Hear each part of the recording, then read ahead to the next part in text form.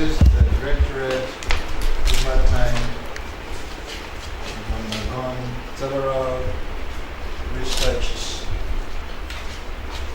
The special research we are currently handling with several partners.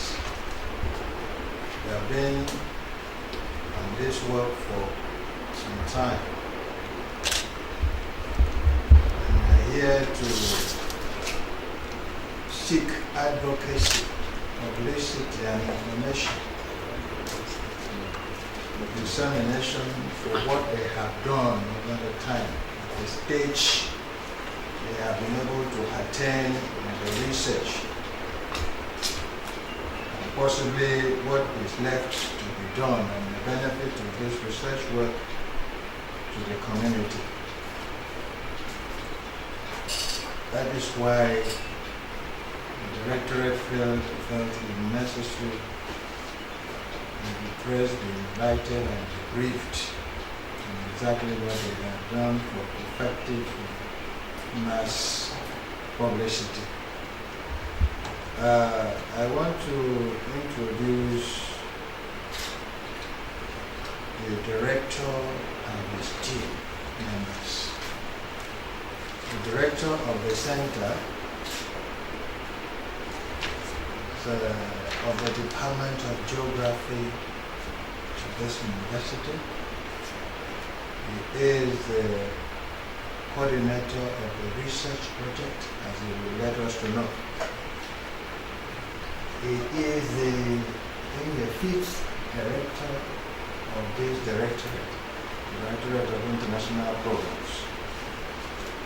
He is Professor Emmanuel Okpabio. Professor Okpabio works with the following members of the team. We have the WaSH Gender Advocacy Partner, Eme Eteke.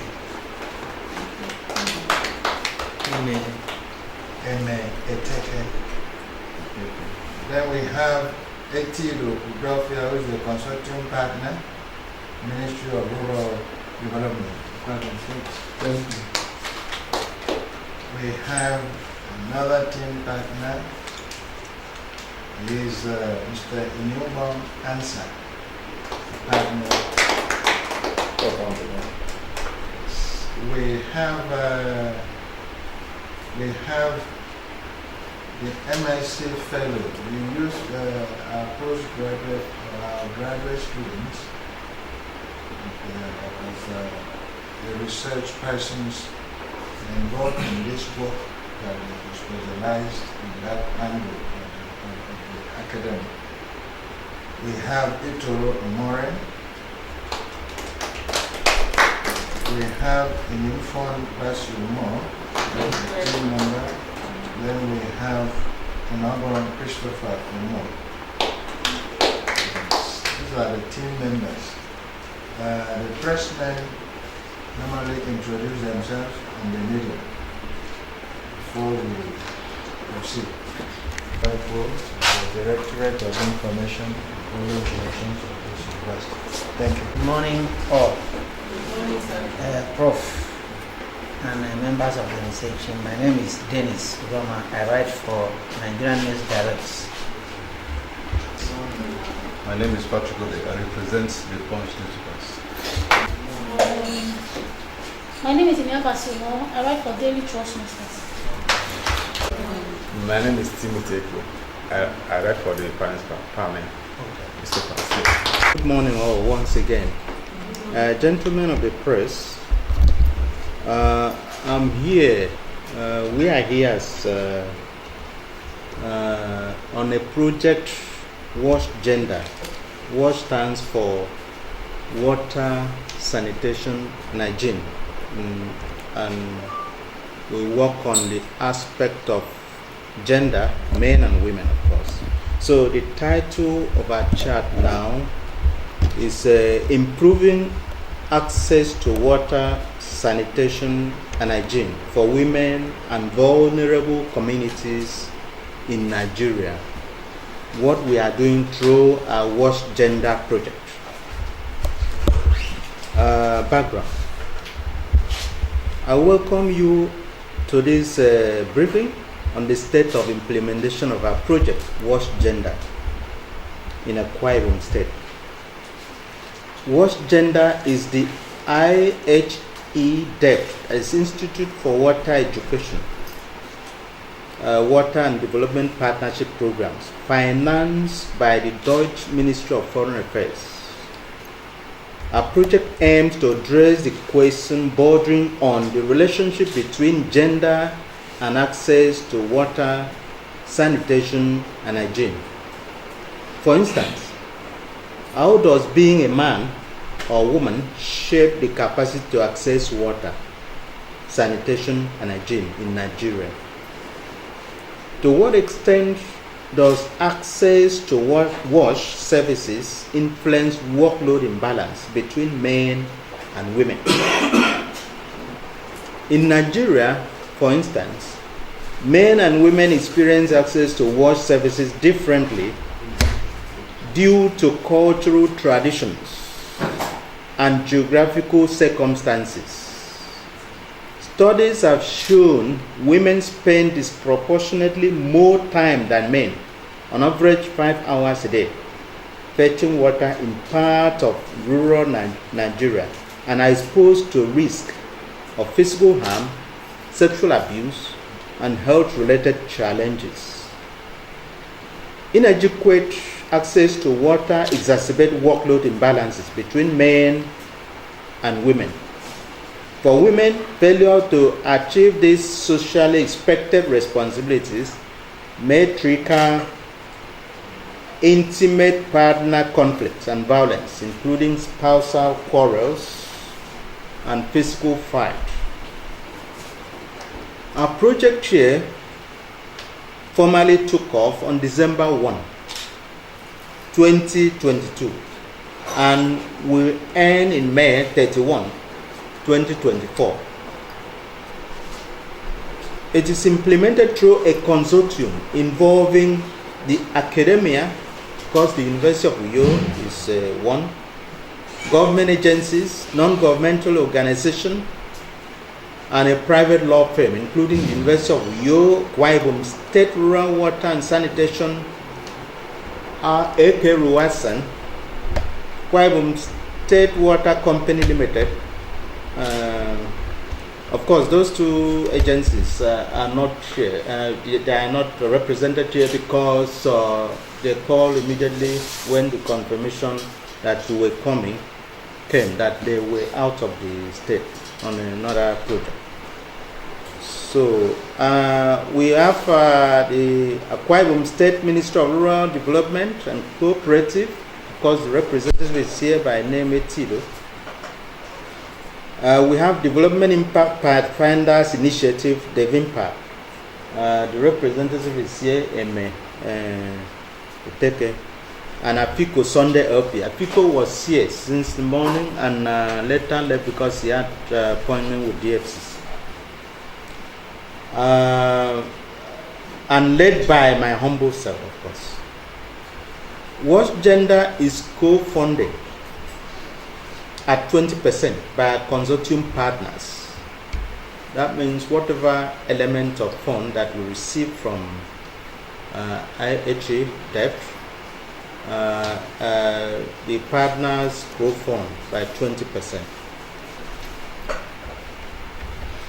Its implementation focuses on transdisciplinary and multidisciplinary seminars and workshops, fieldwork, public engagement, webinar, special session at the IWRA 18th World Water Congress to be held in Beijing, China, September 11 to 15, 2023.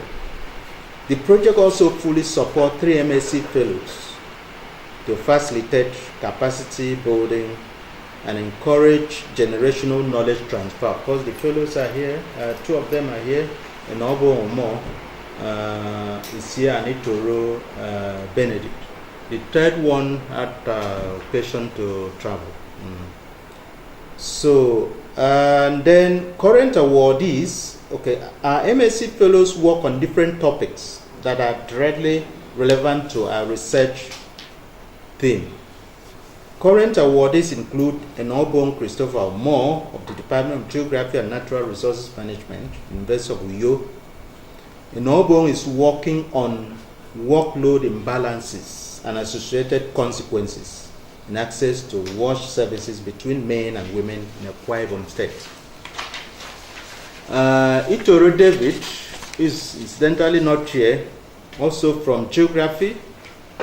Works on specializing the experiences of women in access to water and toilet facilities in riverine and upland settlement in Akwa Ibom State. Itoro Benedict is here, of the Department of Sociology and Anthropology, explores perceptions on gender equality and social inclusion in the WaSH value chain in Akwa Ibom State. The project also runs the school advocacy program, which aims to set up school WaSH club to promote awareness of the public health perspective of WaSH among students and pupils. We formally launched this arm of our project in Odorikbe, headquarters of the local government area, on the 27th May 2023. School WaSH program is led by Emeteke here. In the course of our implementation, we have had calls to engage in joint learning. Of course, you see that, for instance, try to set up the seminar room. Almost every week we do a lot. Like this week, we try, we from Monday to Wednesday, we were involved in a number of transdisciplinary workshops and joint learning activities. In addition to field visit to some villages in the riverine and upland parts of Akwa Ibom State, including Isotoyo Amasaba community in Eastern Obolo and Biaberi corridor in Ini.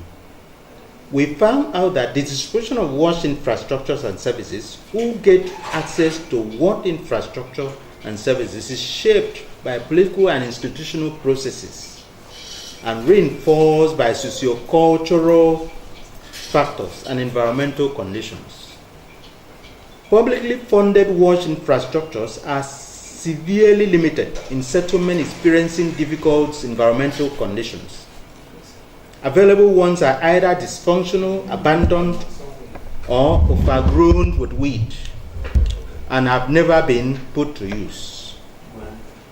Now, specifically, the following issues have so far emerged. 1.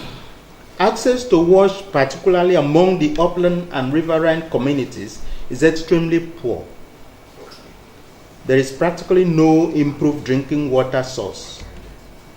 For Isotoyo community, what passes as drinking water sources are few scattered puddles with dark coloration sustained by under-surface flow and save an estimated population of 7,000. These sources are regularly inundated by saltwater intrusion and flood. For instance, you can, if you look at this is what the community is drinking. You see this kind of thing. This is the kind of water, drinking water. This is it.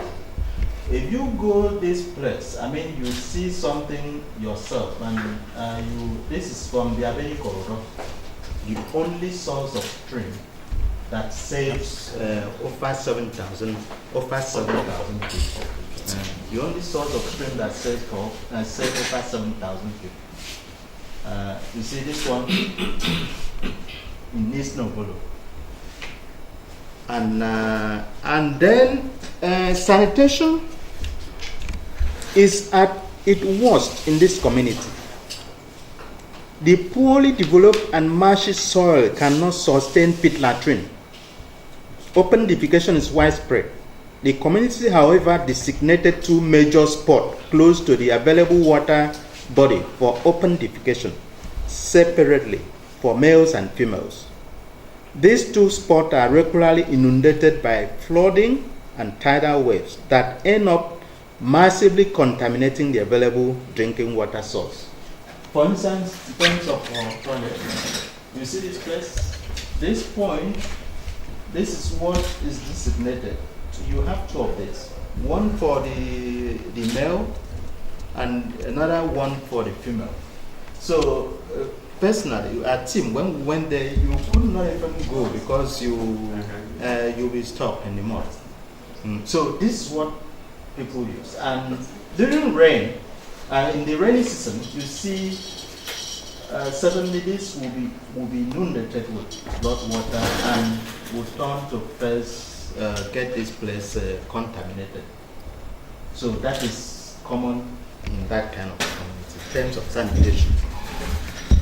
From Biaberi corridor, there is only a single source of drinking but stagnant water, Idemafia, sustained through under-surface outflow and brown coloration. This saves an estimated population of 1,200 and 6 more villages of over 6,000 people in the dry season when other available sources would have dried off. This water source is also obtained for domestic and other needs. This is for diabetic corridor in the local government. It's only that maybe because of space, we wanted to project this in a very bigger screen, you see. And that is what saves a community of over 7,000 people. That's the only source of water. Then now, it's very interesting here from the mothers of twin children are restricted from accessing this water. That water, if you, this particular one, if you give birth to twin children, you are not allowed to access. We were told the stream will spill all manners of impurities and strange substances and gradually dries off anytime it is accessed by a mother of twins, and only come back to normalcy once sacrifices or rituals are performed by the community. Women in their menstrual cycles are also traditionally restricted from having access to the stream, and the consequence for violation is prolonged blood discharge, according to them. The victims can only get water through their spouses, children, pet services, or voluntary support from members of the community. Where they cannot get any support, they will stay without water for that period. You can see this situation here. Now, you are not able to access if you are a mother of twin children, and this kind of thing put them in a very serious challenge. If they don't have someone to assess for them, they can stay like that without having water to. Where does this happen? This is from Diabete in the local government. Because the challenge of geography is difficult to get water directly. So this is what the people actually pass through. And if you see, we had a whole lot of public meeting. We had to make sure we had a very large group of meeting, and later broke into groups and individually we interviewed. Although there were some challenges of power relationship, when you find yourself in a group of mixed people, some voices will be suppressed. So when we broke, we see free expressions. And when you interview in-depth one, you discover you have a freer this thing. But the general thing is this is the story. And so we try and make sure we get all the perspective necessary. The highest available toilet infrastructure is unimproved pit latrine, which is tied to landed property ownership and capacity to dig or pay for the pit. The distance of a pit latrine from the kitchen or household depends on the extent of available space. We have had stories of a pit latrine located 1 or 2 footsteps from the kitchen and keeps on moving closer as the pit is filled up. Besides space limitations, we also learned some families prefer to locate their latrine close by to minimize the risk of having to access toilet at a relatively longer distance, especially at odd hours. Open defecation in nearby bush exists. side by side with the available pit under this circumstance. You see, even not only at Mbia, but even in Eastern Obodo, where you have different forms of open defecation that could come up. If you at night, you find it very difficult to go out for fear of certain things. The next thing, you use something in maybe a nylon and get it, and the morning hour you throw. Well, for men it's very easy to handle this. You can go and, but for women, the privacy challenge, the fear that they have to negotiate spaces any way possible to do that. So it's a very difficult situation here. Gender-based discrimination in access to WaSH services is more pronounced in ecologically fragile and difficult areas where public WaSH infrastructures are severely limited. It is complicated by other intersectional factors of biology, disability, sociocultural norms, and economic circumstances. Yes, if you have fragile ecology like that, marshy condition, it's difficult to dig. So, but the complication here is, look at it from Biabet, you are a woman. First thing, that is the first entry point. Is difficult. The discrimination in terms of power of decision-making power is severely limited. But if you are a mother of twin, you layer it as an intersectional factor. You cannot also assess. And then if you are disabled and probably give birth to twins, or a disabled woman, sometimes you experience regular period, the burden is getting heavier. So this is a very serious challenge. Sometimes we overlook these kind of things. We don't pay attention to it. This is what actually we are doing. And then through in-depth interviews and key informants of select individuals, our attention was drawn to the challenges of menstrual hygiene management in the study communities. There have been so much misconceptions, myth, and gaps in knowledge and awareness around menstrual hygiene management for women and girls. When women and girls are denied access to water on account of menstruation, when they have to walk long distances to access WaSH facilities, or when acute water scarcity forces reliance on available but usually of degradable quality sources, their right to decent, hygienic, and sanitary living is severely compromised, creating avenues for possibilities for disease outbreaks. The stress of having to contend with stigmatization and extra physical and mental effort to secure sanitary living translate to serious psychosocial violence. Yeah, you can imagine that. In fact, when we're interviewing some women, even in the group, some of them were not actually, personally in the first place, I was sensitive that some would not actually express what they have passed through, what they have been passing through. But they sound courage and say, psychosocial kind of violence, and it disturbed them. You've been stigmatized in this kind of thing.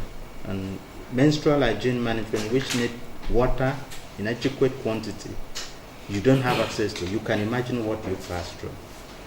And then note, menstrual hygiene management needs adequate access to water, soap, sanitary towels, and safe space for using water and changing menstrual towels. Majority of women and girls in our rural areas neither afford nor have access to these basic necessities. When women in their menstrual cycles are denied access to water and safe spaces for menstrual hygiene management, as in Biaberi Corridor, they are directly and indirectly subjected to psychosocial and other forms of gender-based violence, as well as affect their health as they struggle to make up for such deprivation. Their human dignity is severely violated, and they lack the voice and capacity to surmount such challenges. Strong public intervention could save these communities, especially women. The WaSH challenges in these communities should be of strong policy priority to the Akwa Ibom State government. This will support some elements of the Sustainable Development Goals. 1, no poverty, because if you have access to water, you focus your mind in doing other productive things without having to spend almost a whole day looking for water. Good health and well-being, gender equality, clean water and sanitation, sustainable cities and communities. All these intersect. If we say water and sanitation is at the core of all these kind of issues. Currently, there is absolutely no benefit of public or privately funded and functional WaSH services and infrastructure for these communities. By all indication, water is unsafe, and shockingly, many confess to adding some drops of Dettol in the hope of killing or neutralizing any available bacteria. You can imagine that. Many confess to actually adding some drops of Dettol to use for. And then sanitation is worse. Different forms of open defecation are practiced. For instance, some women keep buckets in their houses for defecation to avoid infection from using unprotected pit latrines. Many other communities outside this local government also suffer similar or worse fate.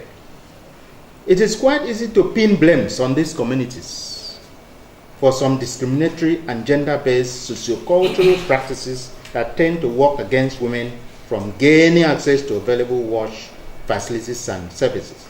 We fail to realize that these communities only depend on what they have in the absence of any alternatives. At Mbiaberi Kororo, the chiefs argued that they have to mobilize all available traditional resources and methods to protect their only drinking water from drying up.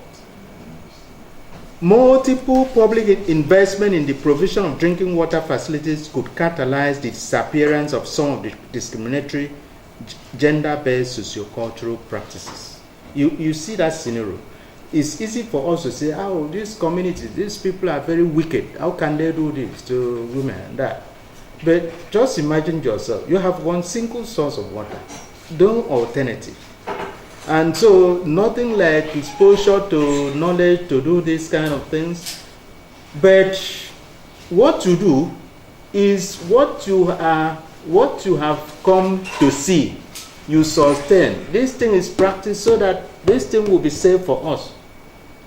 So the truth is, if you have public intervention, some of these things will naturally disappear. But where there is no public intervention, it will keep being reproduced over generations. Access to WaSH services is very important for socioeconomic development. Sub-Saharan Africa faces substantial challenges of securing sufficient, safe, and improved water access to its growing population to fulfill basic household needs for drinking, sanitation, and other productive tasks.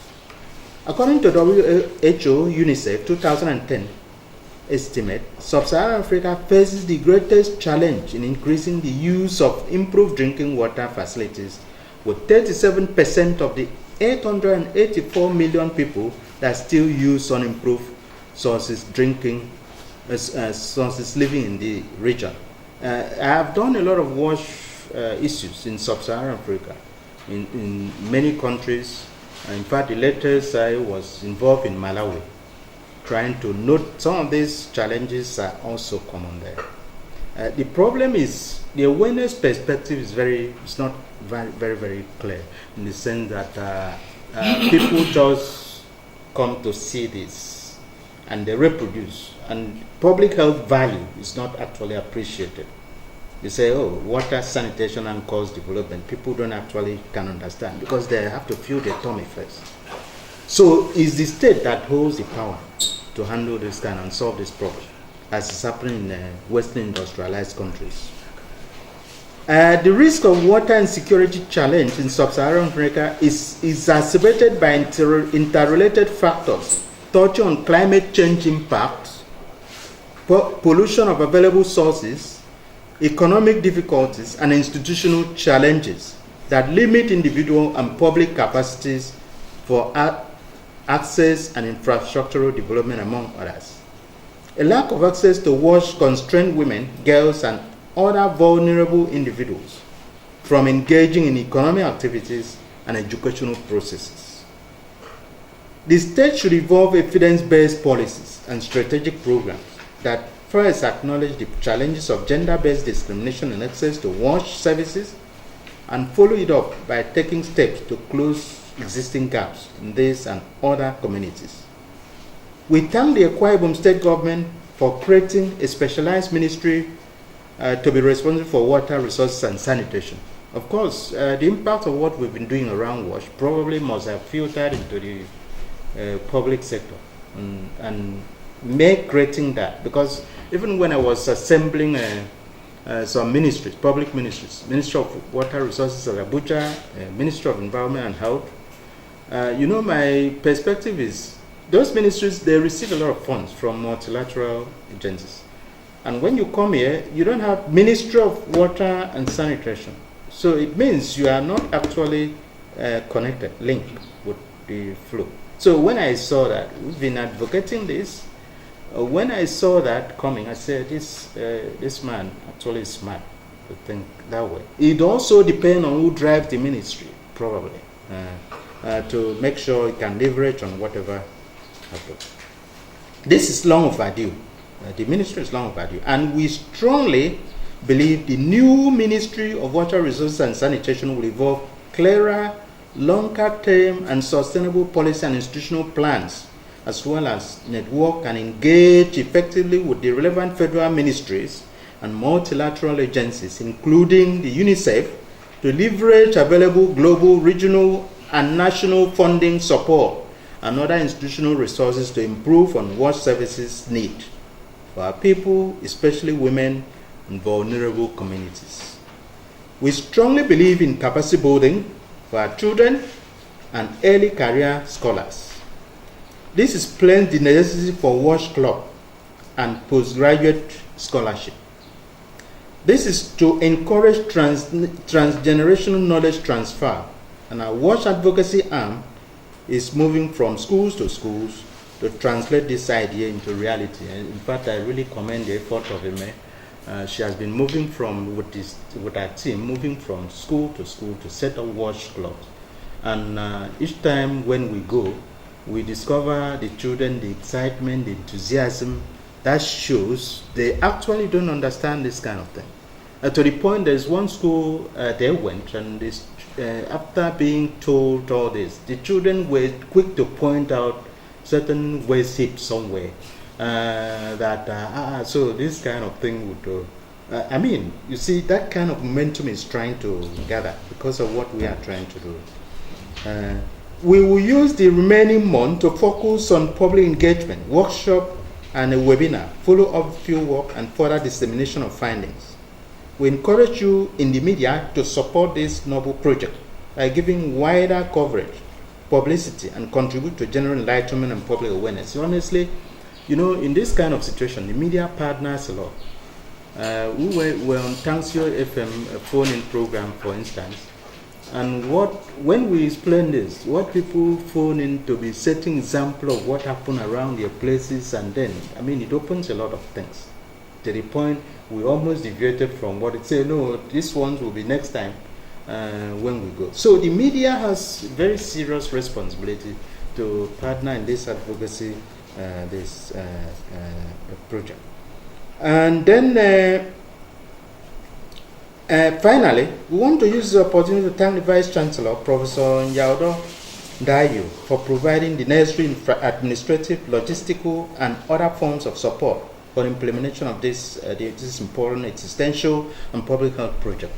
Because when I came back from Britain, I was working at the UNESCO Center for Water Law, Policy and Science at University of Dundee, trying to focus and partner with Scottish Government in science, policy, society relationship in the WaSH sector and other funding agencies, and I tried to traverse sub-Saharan Africa and that. So I came back during the COVID, and when I came, he said, "Oh, come and head the international office." Of course, the international office say, "What is it? It's also administrative." I said, "Okay, let me reinvent the system." For instance, I tried to say, pull research groups and that, use the personal network I have and track some funding to start something.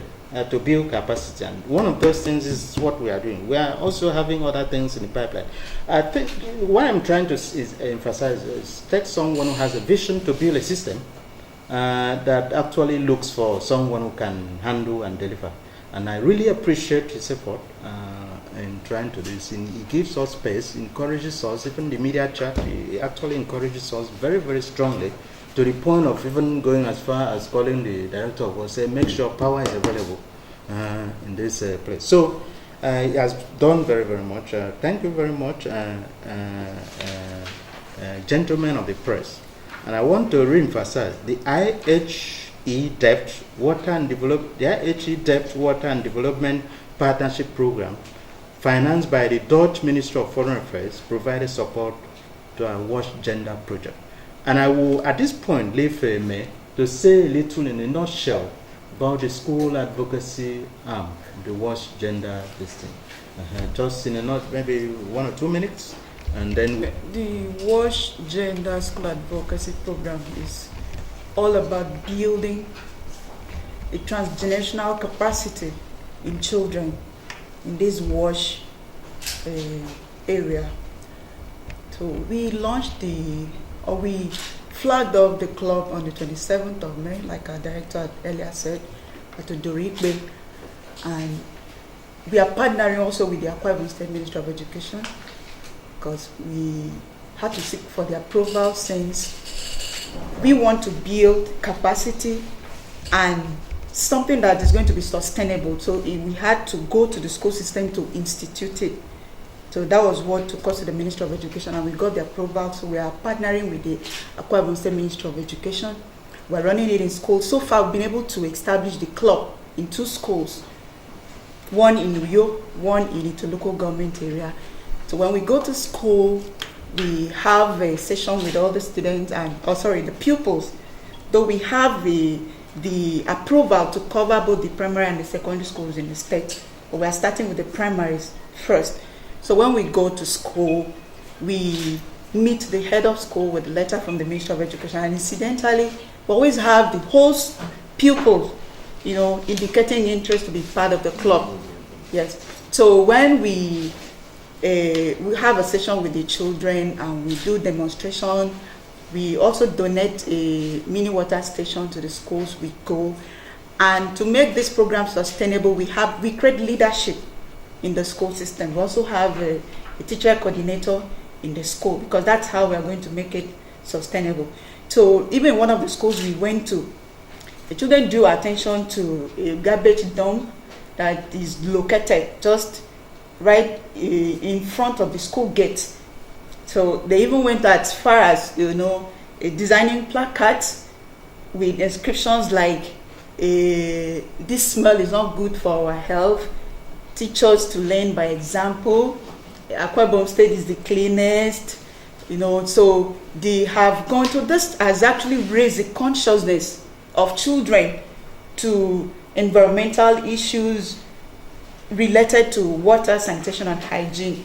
So we have gone to 2 schools, like I've said earlier, and the response has been very, very encouraging.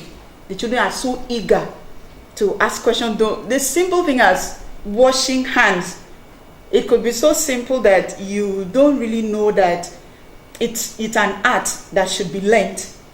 So we are teaching children the proper way to wash hands. We are teaching children the proper way of taking care of themselves, proper way of handling hygiene, proper ways of taking care of sanitation, personal hygiene and environmental sanitation. So we are taking it to the next level. As school is resuming by next time, we are still going to other schools because we intend to cover the schools in the state. So we are building this capacity around water, sanitation, and hygiene, and the response has been very encouraging. Okay, thank you. Representative from Ministry of Rural Development, if you have anything to add there, little. From the ministry's perspective, since we are working in the rural areas, carrying government policies to the people in the rural area, our main focus is on behavioral change communication. We communicate what we have found concerning water, sanitation, and hygiene. Like the school advocate person said, simple things like washing hands, some people or the pupils in primary school do not know. Those are some of the things we are about to be telling even the parents when we meet them in their council. Or we also will look into infrastructural development, because we have also noticed that there are villages that will have more than 5 boreholes, but others do not have even a single one. So those are the challenges we are going to work on. Thank you very much. We are here at the tertiary level trying to promote water, sanitation, and hygiene, the WaSH agenda, by encouraging our postgraduate students to be taking up projects in this direction. And this project has encouraged about 3 of our postgraduate students who are going in depth in studying these related issues. And we are encouraged by their input, and we will do more to making sure that we have other postgraduate students that will be interested in this area. It looks simple, it looks a bit, maybe something that is a commonplace, but then you will realize that a lot of us, some don't know how to wash, how to maintain a clean environment, how to maintain environmental sanitation to the standard that our health, our hygiene, our sanitation should be at a level that will get to, international best standard and practice. We wish that this project, will go a whole long way to helping us, and also promoting our entire sanitary conditions. Thank you. Okay, please. I am Itoro Morin, one of the MSc fellows working on this project, and I'm researching on the perceptions on gender equality and social inclusion in the WaSH value chain of Akwa Ibom State. From my learnings and from the information I got here while working on the project, I discovered that most of the businesses that are done in Akwa Ibom State, the WaSH businesses that has to do with water and sanitation hygiene, which we have in Akwa Ibom State, are mostly dominated by men, right from construction level, designing, construction, reticulation of water, and then even sanitation, sewage, waste management, waste disposal, and things like that. We see that where money is involved, where we have WaSH and money is involved, we see more men than women working, being participants in those businesses. And I was mandated, I am to research on why do we have this, so that we can have an improvement in WaSH. We need all hands to be on deck so that we can obtain the WaSH outcomes needed for us to meet with the SDG 6 targets by 2030. And the fewer people we have in businesses that deliver WaSH services, the lower outcomes we will have in WaSH. And we'll keep having a decline in WaSH outcomes in our state, as we have seen. So the research, I am hopeful, will lead to the informed decision making, which Dr. Akpabio has rightly said, because the government cannot just go into policies without having informed decision. So this informed decision will drive the act of the government that will lead to improving WaSH services, because WaSH is actually needed. It cannot be overemphasized, the importance of WaSH to us, to our health, to everything. We cannot do without water, and it has to be portable and safe water. Thank you. Okay, thank you, Honorable Mose. Thank you, Director. My name is Umoy Noble Christopher, and I'm researching on workload imbalances and its associated consequences with access to water, sanitation, and hygiene in Kano State. It's really an interesting topic because during the course of my research, I've discovered that when talking about WaSH, if we bring it down home, we notice that there is so much workload imbalances between men, women, and children. We see women more involved, from my findings, more involved in WaSH activities, that is water, sanitation, and hygiene activities. They are more involved in gathering of this water, that's collecting, fetching the water, and then taking care of children, making sure that they are clean enough. Let's cite an example, taking care of babies that are being messed up, they are the ones in contact with waste mostly. And the men, to a certain percentage, is not involved. For example, like I could generalize from all my findings that men are 3% involved in water, sanitation, and hygiene activities. Women are 87% involved. And then children are 10% involved. And these children, if you look closely, they are mostly females involved in water, sanitation, and hygiene practices. If you break it down to daily, weekly, and yearly chores, it will be very obvious that what we do day in, day out related to water, sanitation, and hygiene are mostly carried out by women. And then for those that are being excluded, like the mother of twins, they end up spending so much. From 115 naira a day, if you calculate it, it should be 1,015 naira in a week, and then about 13,000 in a month, and then about 54,000 and above, not less than that in a year. And these women that are being excluded, they end up paying people to fetch this water. So this infringes on their budget annually. Aside from those that are mother of twins, if you are menstruating, you still end up paying somebody to help you. And then for those of them that the husbands did help them to dig wells, because they are mothers of twins, they also have infringes on their budget. So aside from mother of twins, there's a particular thing I want to note. There are festivals that also discourage women from going out. Let's say for 2-3 days they don't go out. In their beds. Those particular days that they go out, how do they survive? How do they get access to water? They don't go out because they believe that if they mistakenly see a masquerade or something, they may end up giving birth to twins, which is a taboo. And they stay indoors. They're not able to go out. So I would like the government to support this advocacy.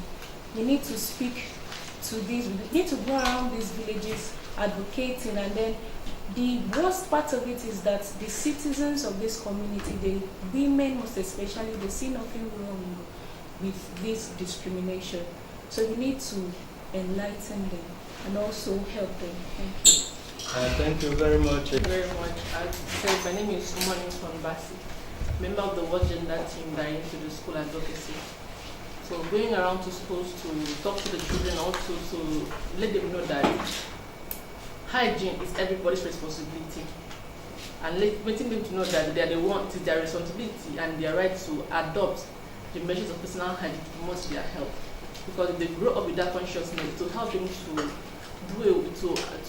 prevent them from contacting childhood infections and diseases, and to go along to promote their health. So going to school to talk to them about the hygiene, sanitation, and WaSH, it's a very good thing, and the response we get from is always very positive from both the teachers and the pupils, through the feedback we get from the personal interview and group discussions. And we also encourage the children in school that even the last thing as picking up a piece of paper in their classroom and taking the sachet of biscuit eaten by them into their pockets and to dispose them properly in a waste basket in the school or outside is very important, because in a long way that will help them to promote the sanitation of their classroom and their school environment, and they can extend that to their homes by making sure that whatever is eaten or being consumed or being said to be a waste should be properly disposed so that the environment will not be polluted or being messed up, hence endangering their health.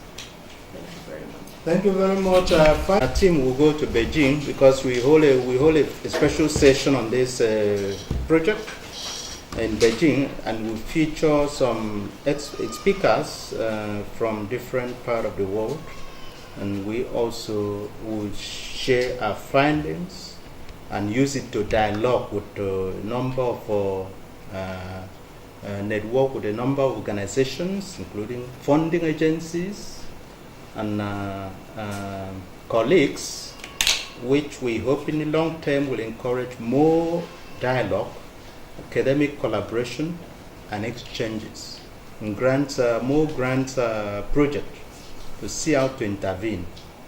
But in the meantime, I encourage the media, as I said, to really strongly partner. If we partner, we can be working together in many perspectives. Thank you very much, and all the best to you. Thanks. Study. But my concern is that we are talking about a very primitive issues in the 21st century of like menstruation and the other twins issue. But just yesterday, I had a situation where there is a World Bank came to the governor office, and they came, and because the handling project is the state, whether Nigerian case is their project, and in the state they call it the AK case, and the World Bank was angry with the state government that in 2021 that they came here and they give the state government 900 million naira to intervene in these areas, and the state after that to 2021 have not been able to continue with that program. The bank said that we have so many people that's a poverty in the state and everywhere, issues of water and businesses and other about. The state has not been able to access that form. But I'm happy that we had in attendance the commissioner for Agri or for that is from INE, and another more, I think it's from Isnabolo.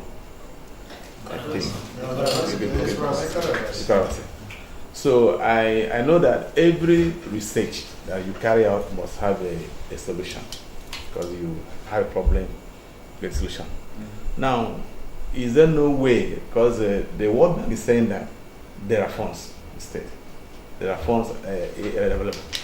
Is there no way that you can, maybe as an institution, or liaise with the Ministry of Water Resources and on the ministry, because all of them were there. All of them were there just yesterday.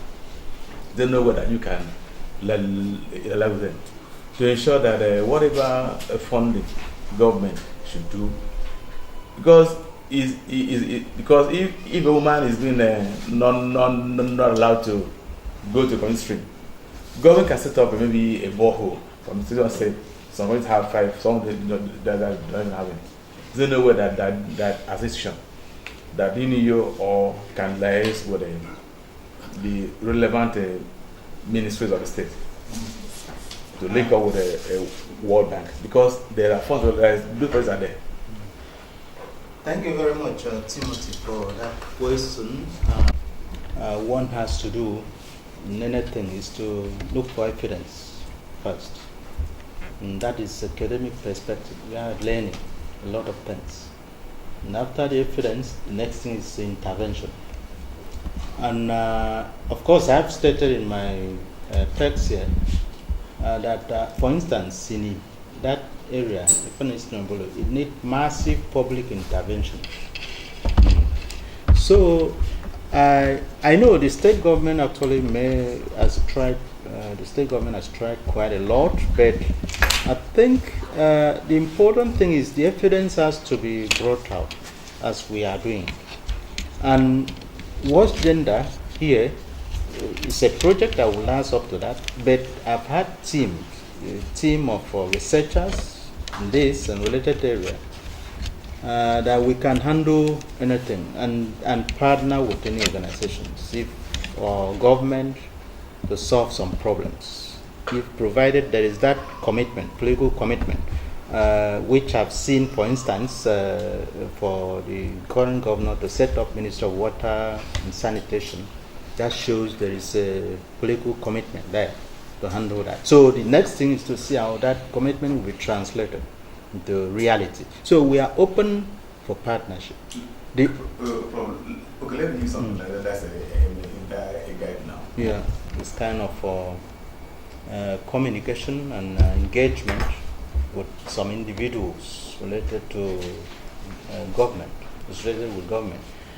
But sometimes it's also good if government identifies something. That's why the media should be a bridge. If government identifies that certain things going on, sometimes it's also good to seek that kind of support. Because this is a matter of, it's a very dicey situation. You say I should get and see the deputy governor. I believe your communication of what we've done can have impact. If it does impact, certainly we'll get to them. They may be interested. I've spent my career in many countries. Sometimes we organize even like joint learning like this and put up little advert. You see government officials nosing to inter-academic environment, listening to talk. And so maybe it's common here, maybe it's not common, I don't actually understand. I don't know, but you are in a better position to know that. So I strongly believe sometimes when we do whatever we do, we put up advert. So to go on a proposal, get a proposal and say, oh, government, this is what we do. Well, that is your proposal. That is you've got to Timothy, let's ask you. That is by the outcome of this the research, what the team has done is actually something that I feel personally. I like you really mentioned Eastern Volo. Because of this kind of work we do, that sometimes I covered events in that area many years ago when Total will be coming around the state to do one thing or the other.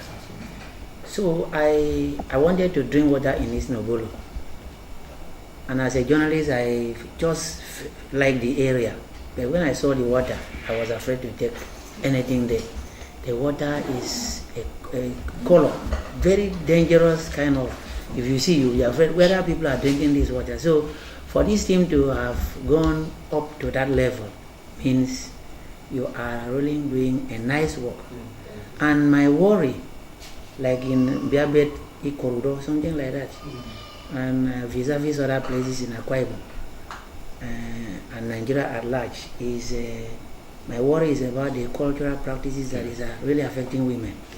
Because women are our mothers, and we have the little kids, our little sisters.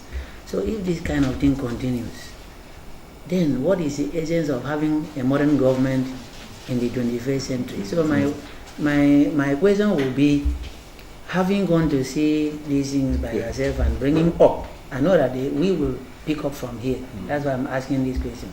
So how, like the apartheid that used to suffer some people in South Africa, how are we going to break the neck of these cultural practices that is really affecting a greater population? That is one question. Then on the side of government, I know that government has a lot of agencies like the AK Rasen. I know my friend is they call it DG or GM, AK Rasen. I expected him to be here in this kind of one safe Yodo.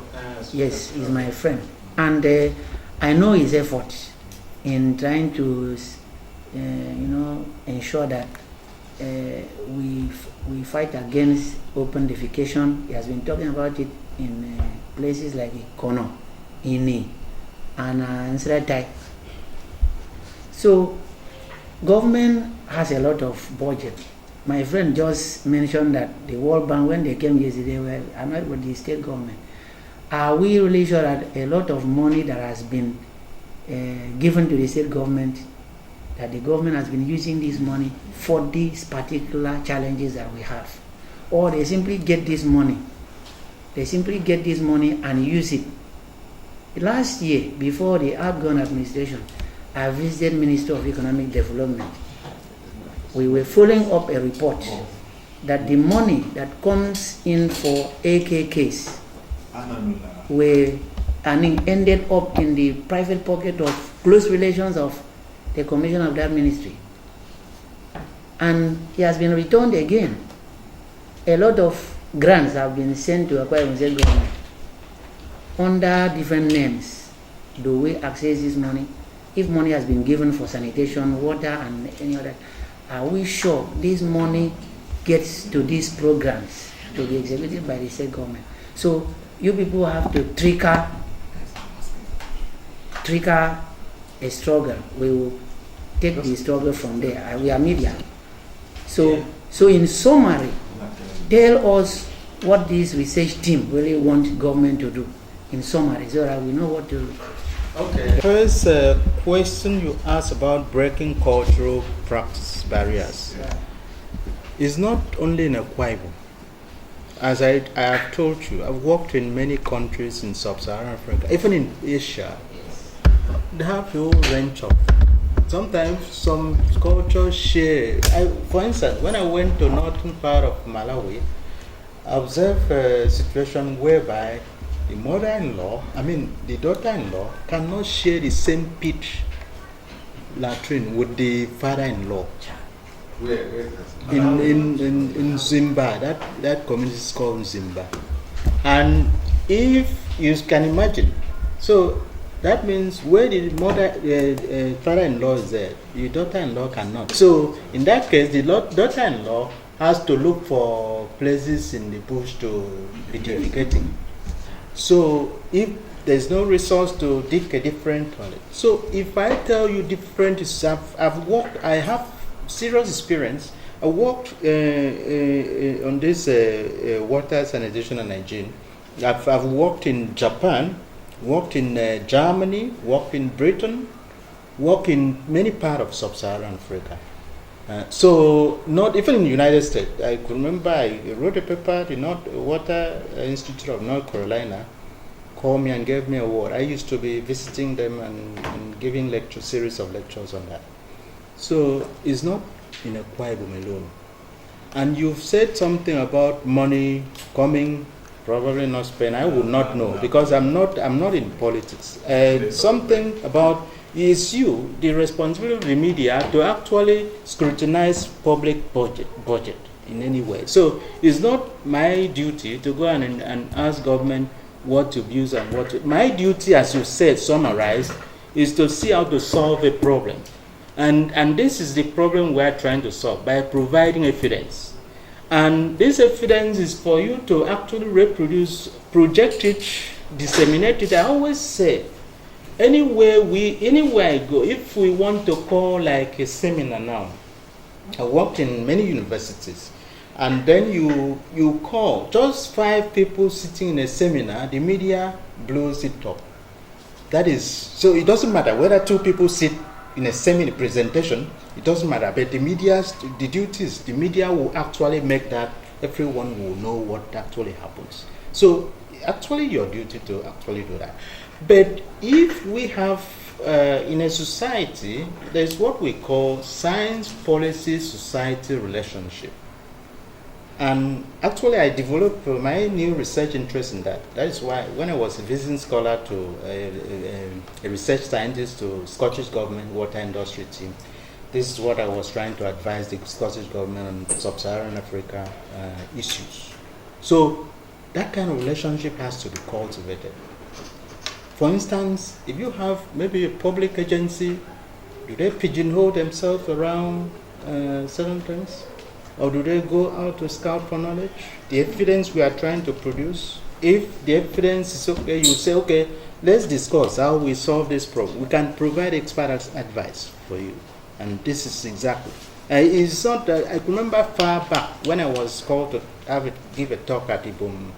Oh, you know, those people that call me. I went as an expert to give a talk.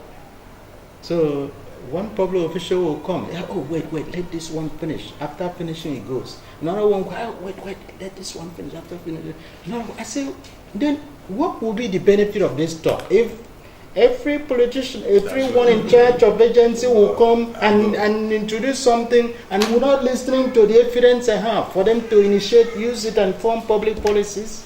So I say, look, you cannot call me to give me. I was hoping to talk to people, the powers that be.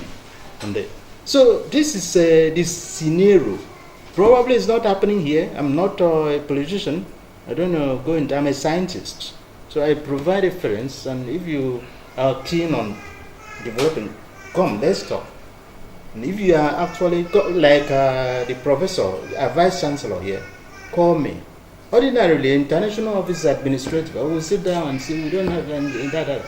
Sit down and turn checks. But I say, no, I cannot just sit like that. I reinvent the system. Let me bring fun and see how to solve a problem. This is someone who is committed to building a system. And I bring fun, solve a problem. This office, I part of the fund, transform it, and you see that learning center. I make it so that if you sit down to learn, we learn in a comfortable environment. And then we go to the field, try to find out certain things. Encourage students to develop ideas, engage in knowledge enterprise, knowledge production and dissemination. And then try to bring it out to the public, like the media. This is what we are doing. Thank you very much. Okay. Let me ask this one. In your advocacy, have you discovered any other community in Akwa Ibom that has this primitive so that we'll be able to highlight some of these issues in our life? Yeah, there are so many. Yeah, I don't go Emmanuel M. Apabio, for instance, you see there's a particular paper that attracted the Water Institute North Carolina, the paper that they gave me a prize and used to be inviting me to give a series of talks, was on water meanings, sanitation practices, and hygiene in the cultural mirror, a perspective from Nigeria. He cited example of, for instance, look at, you have a child to bring up and a mother will use the mouth to suck the child's muco, but it's common everywhere. Common. And this is mother-child bond, you know, or infant excreta is not harmful, it's benign. I mean, that's the.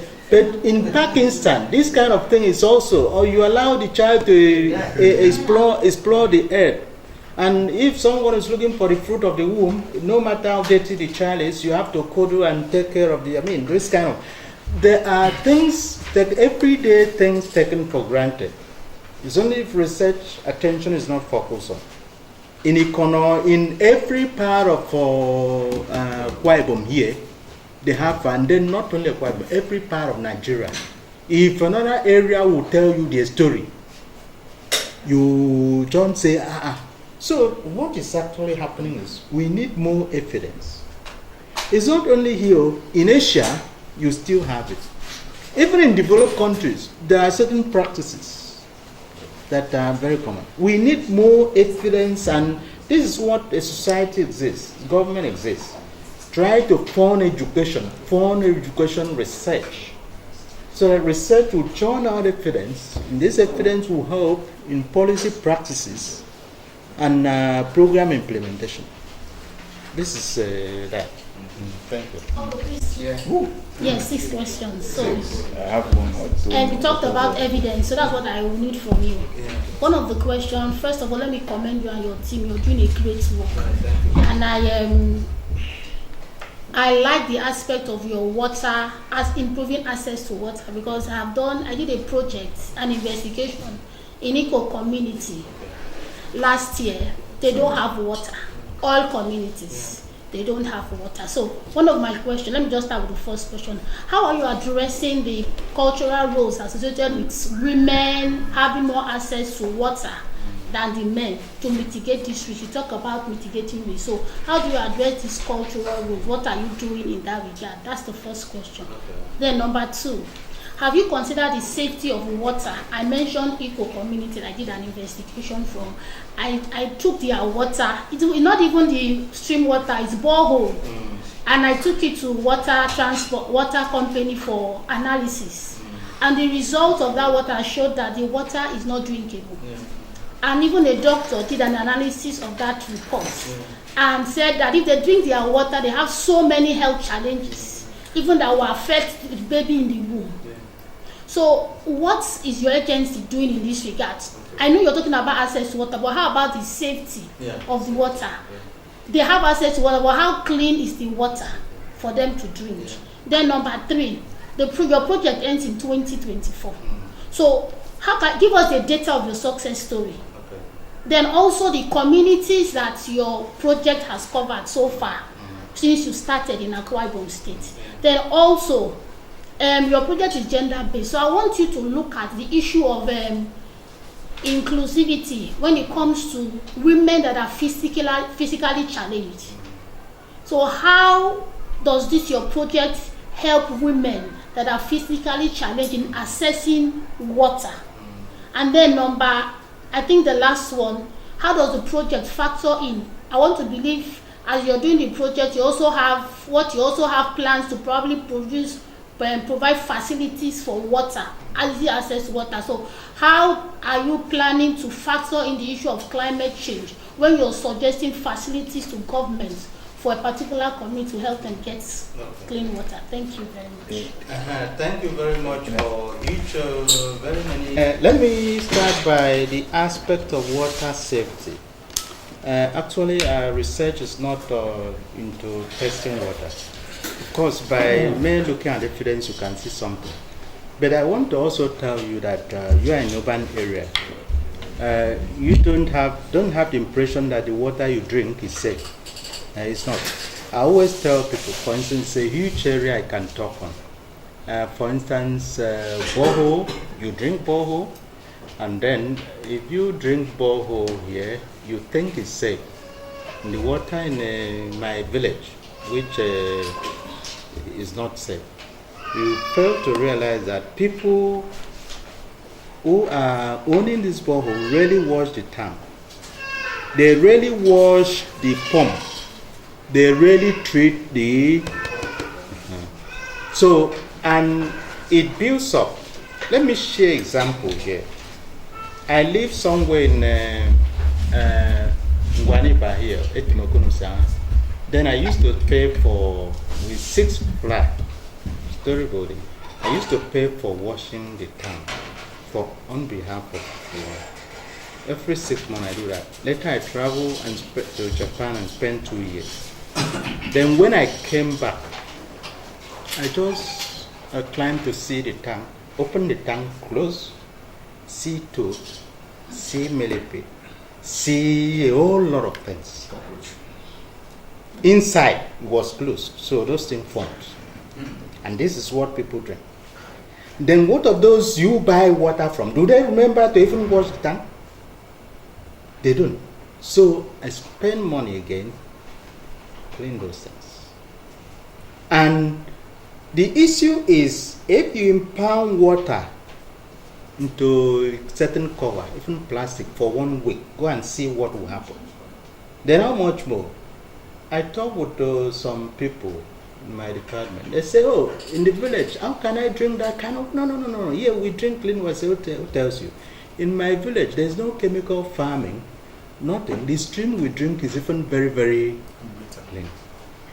I was invited to give a talk at the University of London, and 2 Nigerians from Ministry of Water, Science and Technology, Federal Ministry, were there. I still have the editors now. So when I told them, from policy to the field, how do you reconcile people's idea of water, clean water? I told them this scenario about water in some villages cleaner than, better than the one you drink in the city. After the man stood up and said, sir, you've said something. You know, we work in the Ministry of Science and Tech. Sometimes we involve in testing water in the East, stream natural sources. We discover these things are nothing to implicate. They are very clean, but we cannot recommend. to people to drink. Because they have been colonized with the mindset that water is only water that you impound. We cannot recommend. Now you've made this kind of thing, I mean, it's you see. So, honestly, this thing, probably because we have a whole lot of, we are trying to form many research groups. We've actually tried to focus on climate change perspective. So a different research group, probably we apply for grants to see something around that aspect. So we are not into the safety testing and that. That is a different perspective. We didn't incorporate that. Then you said about physically challenged. Our project how physically challenged. Yes, well, our project is actually in scope for now. Does not tend to physically challenge. But having in mind that these are part of the intersectional factors. If we focus on women, then women who are physically challenged is a different perspective. So this has to do with inclusivity issues. If you bring up WaSH infrastructure, even in public offices, do you create something, a toilet for physically challenged? As if you go to Standard Airport, you see a very big space for the physically challenged. Do you create that in public offices? It's not very common. Staircases is not very common. So, of course, we stigmatize people who are physically challenged here. And that is why, even at policy levels, they are not reproduced. To create staircase, it's not no ramp for the physically challenged. So, our project actually has not touched on that. It's part of inclusive practice, holistic thing. But we all just hope with time we can take on WaSH as affecting the physically challenged, whether physically challenged men or physically challenged women.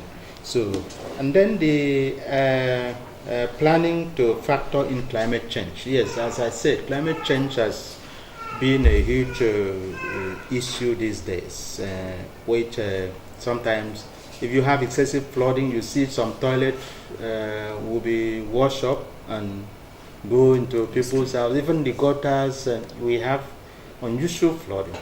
I know that in Akwa Ibom, I sometimes wonder when people say climate change. Climate change affects some places. Some places could be beneficial.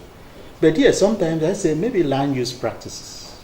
Because the way buildings are built and that, it could be create challenges of allowing this thing to grow. Because if you see real impact of climate change in many areas, where you used to have rain, you don't have it. Although here we have some little deviations about rain can get up to December time, but the impact may not be significant. Rather, the impact of land use practice, actually. But in all what we do, we try to factor in, as I say, we are actually forming a new research group that we hope to see how people cope, especially in diabetes, for instance. There is a rice farm that in the rainy season will be flooded, but in the dry season, heavily dry such that you cannot even, this is a wetland. So how do the farmers cope? It's quite another thing. They have their ways of coping, but how can we support them with knowledge? We harmonize indigenous knowledge and science, Western science, to see how we make sure we channel a solution to solve some problem.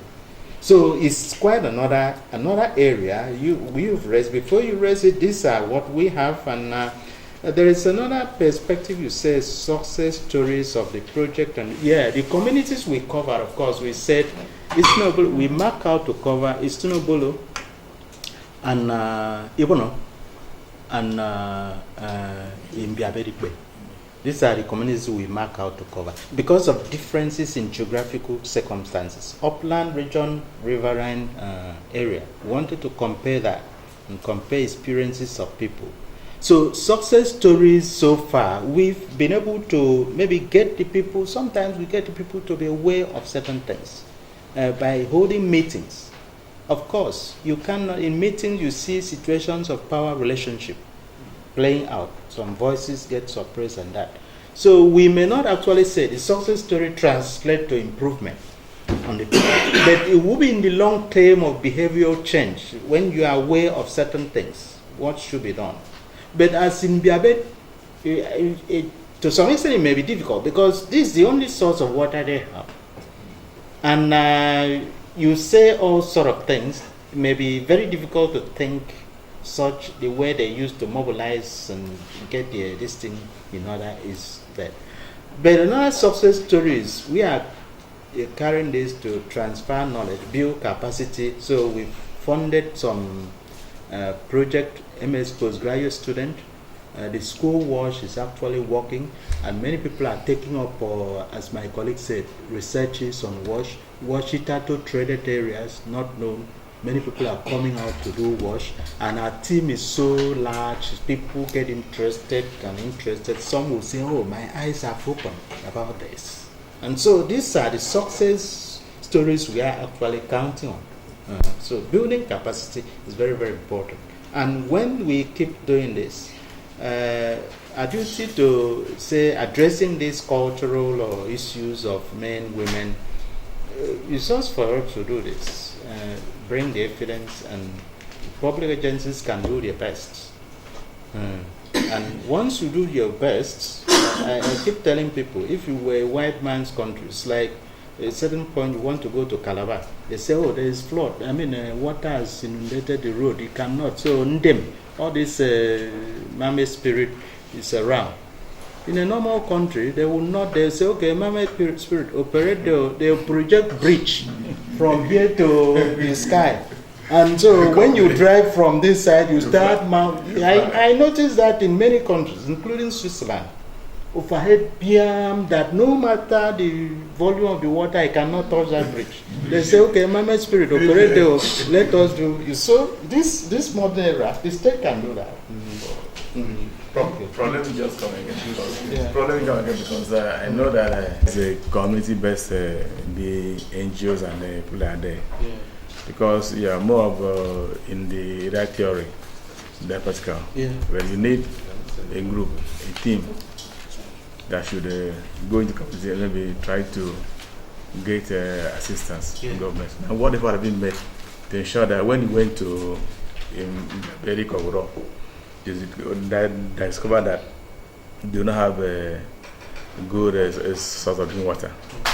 And maybe you get somebody there, could be a politician or somebody, to kind of liaise with the relevant agencies like NEDC and the World Bank and others to ensure that those problems, that's what effort have been made to ensure that you get those people to be able to pay into the tell you a lot about my profile. I've done a lot about political economy and institutional changes and institutional economics as well. So all these things about what effort have been made with to corner politicians, if I actually bring out the idea of political economy into you discover that, it's a wider challenge, societal challenge of economic interest and political incentive or whatever.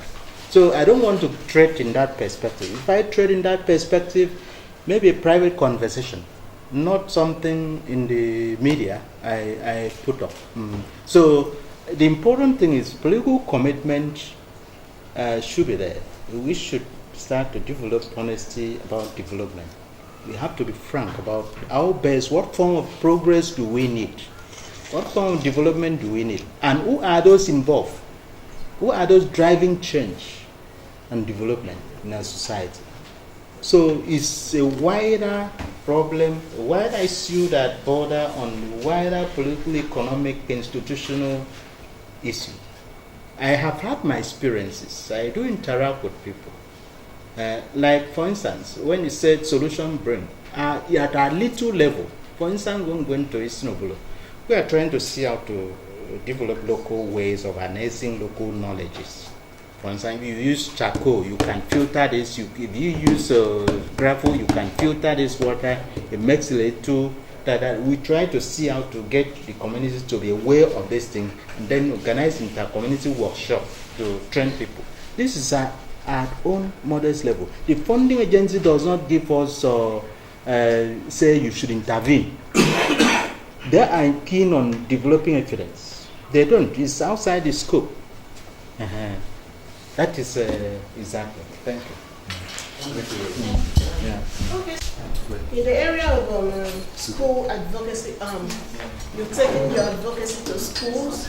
And what are you doing in providing sanitary towels to those pupils? It's not enough to just talk. What are you doing in terms of provision? Seeing that this program is sponsored by Dutch Ministry of Foreign Affairs, what are you doing in terms of provision? Thank you very much. Margaret, actually, as I said, this funding doesn't cover some of this kind of intervention. But I know that we have, in our modest effort, I can brief you on this. In our modest effort, we try to do that kind of little intervention by trying to find a way of navigating our budget to make some of these things very, very possible. So I can say a little about that. Okay, we take from this school because the funding doesn't cover that. But however, we have made available mini water stations in the schools. We're establishing these clubs, and in the absence of what you're talking about, we teach children how to wash hands and swing it naturally to dry their hands in the absence of sanitary towel. So we are trying to make use of available resources, resources available at our disposal to, to make this club effective.